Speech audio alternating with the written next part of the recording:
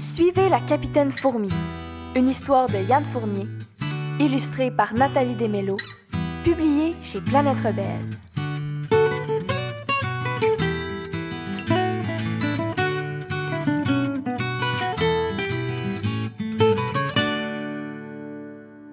C'était un jour calme dans la vieille forêt.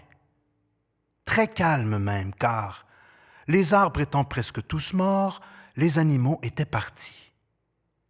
Plus de chants de cigales ou d'oiseaux.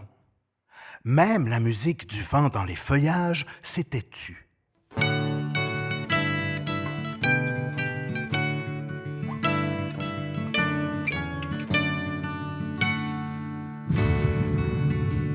Elle se balance les branches.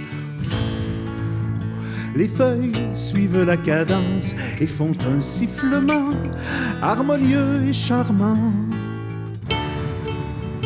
C'est vraiment doux à l'oreille. Ce son délicat qui veille, il nous berce chaque fois que nous marchons dans les bois.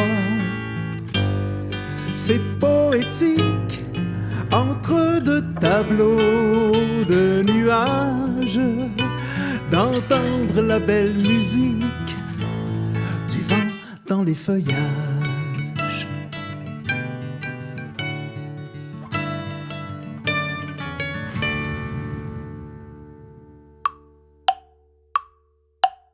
La terre observait avec tristesse la forêt vieillissante. Un jour, elle décida de convoquer une rencontre au sommet de la montagne avec les animaux.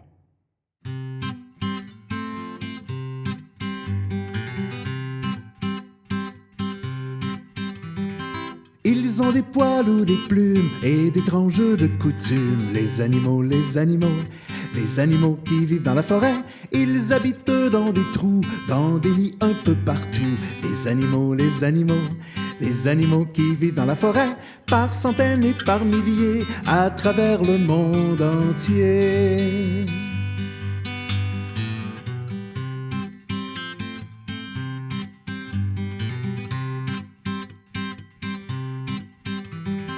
Les moufettes, les écureuils, les hiboux et les chevreuils, les animaux, les animaux, les animaux qui vivent dans la forêt, les singes et les sangliers, tous les oiseaux colorés, les animaux, les animaux, les animaux qui vivent dans la forêt, les renards, les loups, les ours qui trottinent au pas de course.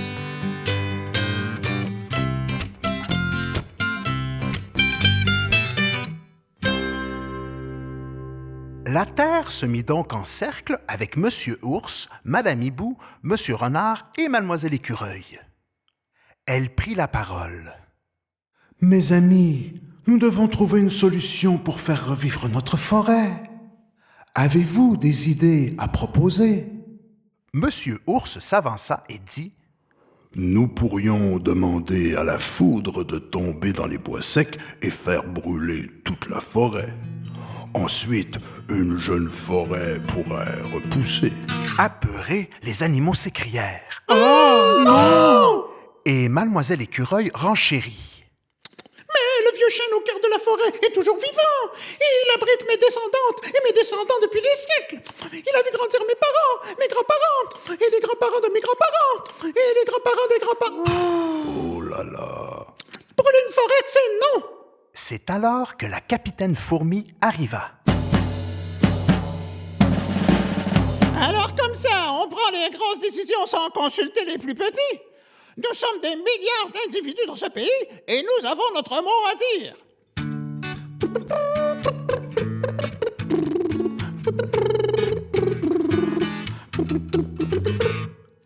On vit souvent creux dans le sol, sous les racines de tournesol. C'est pas parce qu'on est minuscule que notre opinion est nulle.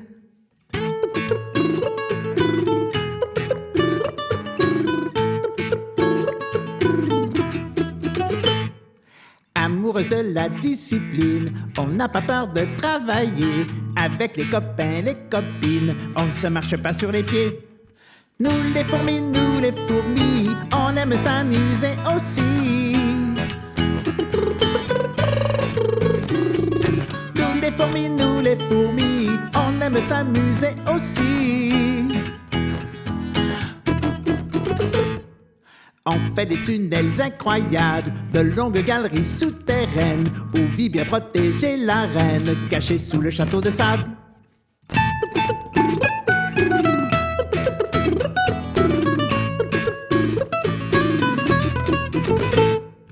On travaille toujours en équipe, on est des milliards sur la terre. Les fourmis n'ont pas de frontières, c'est ce qui est fantastique. Nous les fourmis, on aime s'amuser aussi. Nous les fourmis, on aime s'amuser aussi.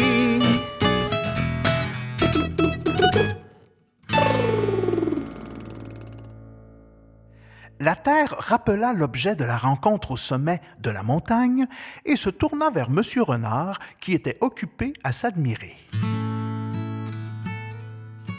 Comme en témoigne mon pelage parfaitement lisse, je suis le plus bel animal du pays et il est donc impératif que je puisse me promener dans une forêt immensément magnifique. Madame Hibou le coupa. Et si on demandait à nos camarades oiseaux de laisser tomber des graines partout dans la forêt? Mais attendre que ces plantes repoussent à partir de graines, ça va prendre une éternité, répondit Monsieur Ours. La capitaine Fourmi revint à la charge. Au nom des milliards de fourmis vivant dans le pays, je propose une solution. Connaissez-vous le vieux singe savant Shankai, celui qui a vécu chez les humaines et les humains et qui sait faire de la magie avec les plantes? Mais ça ne tourne pas rond dans sa caboche, répondit Monsieur Ours. En plus, il fait toujours des grimaces, ajouta Monsieur Renard. La capitaine Fourmi répliqua. Oui, c'est un cas. Mais nos camarades l'ont déjà vu tailler une branche de bananier pour la remettre en terre. Quelque temps après, elle est devenue un gigantesque arbre à bananes. S'enthousiasmèrent les animaux devant cette prouesse. Allons chercher Shankai pour qu'il fasse une bouture du vieux chêne. Nous pourrons ensuite faire revivre la forêt grâce à lui. Continua la capitaine Fourmi.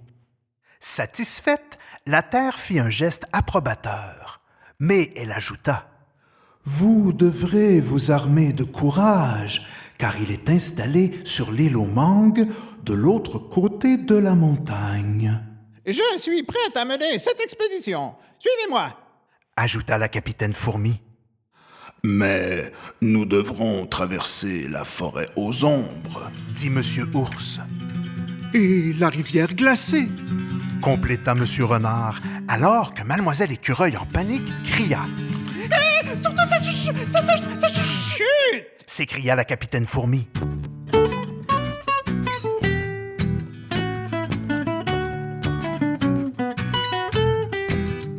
En avant la compagnie, un grand voyage nous attend. Nous suivons tous la fourmi et nous allons droit devant. Le singe nous devons trouver, celui qui peut nous aider à sauver notre forêt. Allons, partons, êtes-vous prêts? Et êtes-vous prête?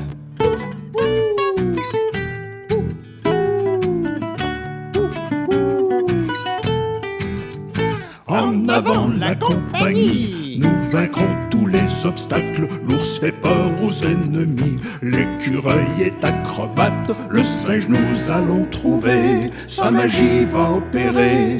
Chevalier de la nature, Et chevaleresse. nous partons à l'aventure. Romanesque.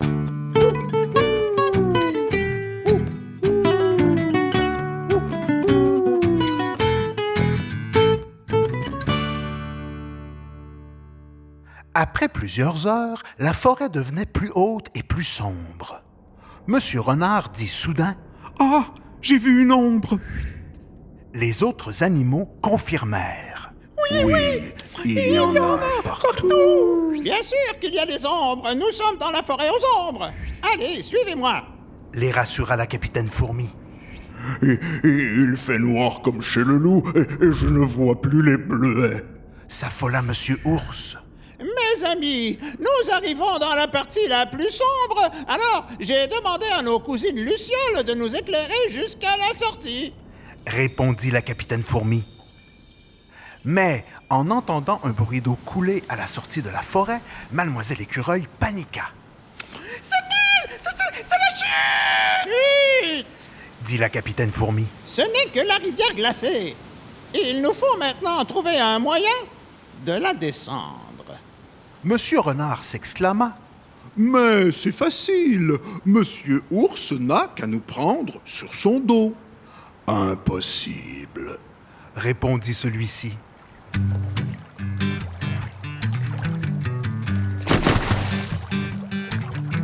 C'est vrai que j'adore me baigner, sur le dos, sur le ventre et sur le côté.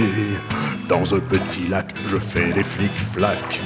Avec mon maillot, c'est moi le plus beau. Mais jamais, oh jamais, je ne mets, je suis trop fier, la patte dans vos froides rivières. Oh non, Allez, monsieur Ours, un peu de courage. jamais. C'est vrai, j'ai horreur de l'eau froide. Et j'ai un peu peur de la noyade. Quand le courant file vite comme l'éclair, je perds pied et je vire à l'envers. C'est pourquoi jamais, oh jamais, je ne mets, je suis trop fier, la patte dans vos froides rivières. La patte dans vos froides rivières. La patte dans vos froides rivières. 5 minutes plus tard, les cousines termites arrivèrent par milliers et se mirent à couper des arbres pour faire un radeau. Les amis étaient enfin prêtes et prêts à naviguer sur la rivière glacée. Et Madame Hibou se percha tout en haut du mât. Ouh! Après plusieurs heures, Mademoiselle Écureuil s'écria. Non, écoutez, c'est la chute! Chut! Répondit la capitaine Fourmi. Chers amis, tenez-vous prêts et prêts, car il nous reste un obstacle à franchir, la chute! La capitaine Fourmi avait fait installer des lianes au coin du radeau et demanda à tout le monde de les lever en l'air.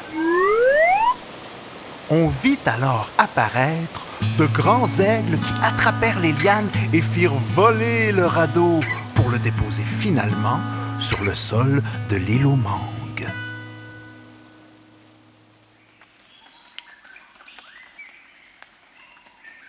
En débarquant sur la plage, les animaux virent s'avancer, en se dandinant, un étrange hurluberlu.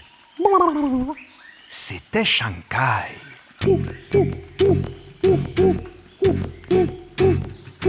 Je suis Shankai, le singe animal. Je suis balourd et j'ai le sens de l'humour. Oui, je suis Shankai, le singe animal. Et à votre face, je grimace sous ma carapace. Oui, je suis Shankai, le singe animal.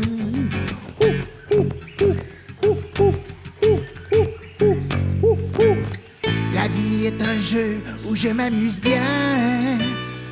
Je fais des tas de tours avec des tas de copains. La vie est une fête que je savoure bien. J'ai des rêves plein la tête. Oui, je suis Shankai, le singe animal. Je suis balourd et j'ai le sens de l'humour. Oui, je suis Shankai, le singe animal. Et à votre face, je grimace sous ma carapace. Oui, je suis Shankai, le singe animal.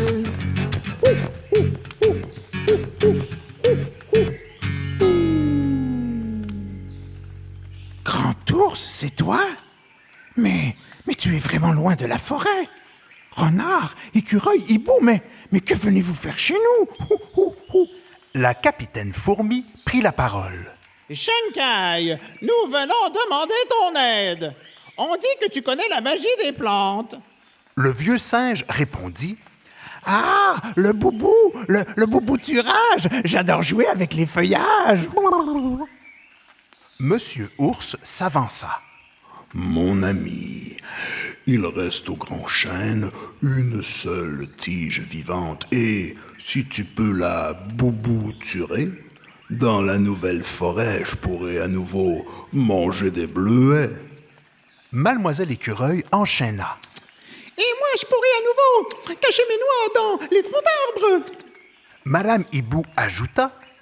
Oh, et je pourrais faire mon nid dans un arbre plein de vie.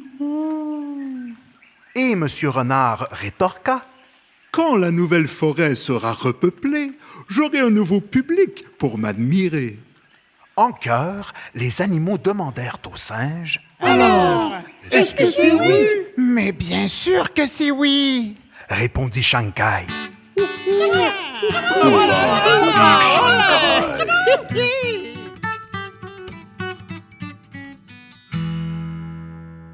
De retour dans la forêt, Shanghai planta la bouture du chêne sous les regards enjoués du groupe et de la terre. Tout le monde se mit à l'imiter. En quelques années, une forêt entièrement nouvelle poussa. Les animaux s'installèrent, on entendit de nouveau le chant des oiseaux et surtout la musique du vent dans les feuillages. Je ne sais pas si cette histoire est vraie. Elle m'a été racontée par mes parents, qui la tenaient, eux, de mes grands-parents, qui la tenaient, eux, de mes arrière-grands-parents, qui la tenaient, eux,